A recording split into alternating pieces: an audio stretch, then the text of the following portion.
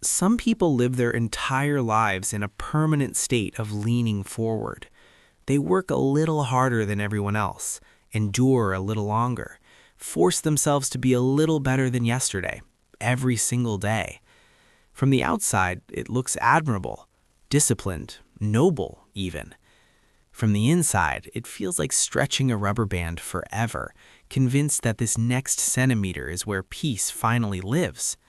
Except it never is.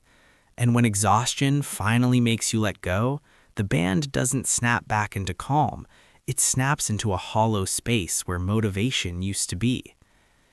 A lot of people go searching for the feeling of enough through achievement. One more milestone, one more title, one more nod of approval from life itself. They tell themselves, after this, I'll relax. Life, unfortunately, did not agree to this contract. Life hands you a reward, then quietly subtracts something else. Praises you once, then plants a seed of doubt just to keep things interesting.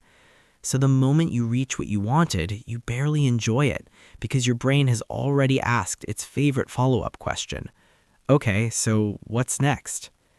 Some people try a different strategy. They turn inward. They read, they analyze, they reflect.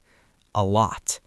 They inspect themselves so thoroughly that every emotion comes with footnotes, diagrams, and a list of possible root causes. But understanding, it turns out, is not the same thing as relief.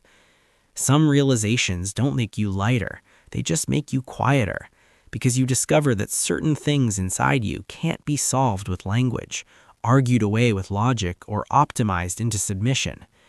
At some point, knowledge stops being comforting and becomes sobering. You're awake, but not exactly at peace. Then there are those who try slowing down. They let go of competition, stop trying to prove things, become gentler with themselves. They choose calm the way older phones switch to power-saving mode, not out of enlightenment, but to conserve what little energy remains. And still, even then, there are nights when they sit perfectly still and somehow feel unrest moving underneath. Like a small fish beneath dark water, barely moving, yet enough to send a cold ripple across the surface. Eventually, something becomes clear. This sense of not enough often has very little to do with lacking anything at all. It comes from wanting life to be legible. We want effort to guarantee outcomes, love to guarantee permanence, the right path to guarantee arrival. Life prefers a different teaching method.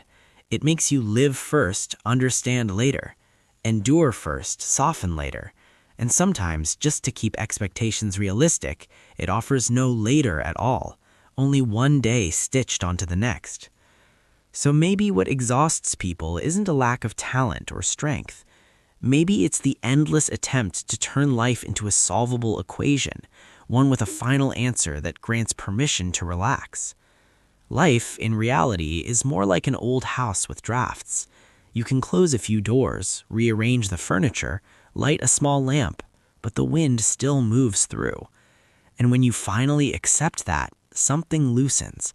Not because everything is suddenly enough, but because you stop demanding that you must feel complete before you're allowed to feel okay. When the pressure lifts, things quietly return to their places. Achievement becomes one part, wounds become another. Confusion keeps its seat at the table. And you only need to preserve a small pocket of stillness to get through the day. Strangely enough, that alone already counts as moving forward.